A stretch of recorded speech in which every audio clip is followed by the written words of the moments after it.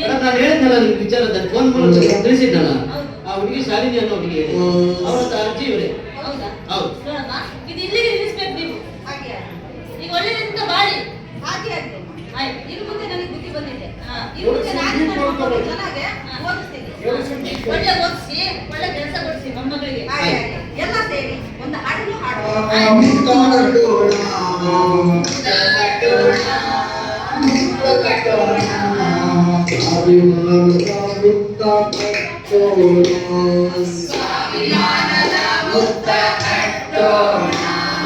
ವಿದ್ಯೆಯ ಮುಕ್ತ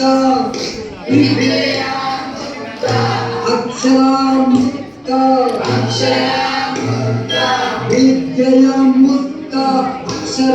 ಮುಕ್ತ ವಿದ್ಯೆಯ ಮುಕ್ತ ಅಕ್ಷರದ ಮುಕ್ತ ದೇವದಾಸಿಗೆ ಕಟ್ಟೋಣ ಮುತ್ತು ಕಟ್ಟೋಣ ಮುದ ಕಟ್ಟೋಣ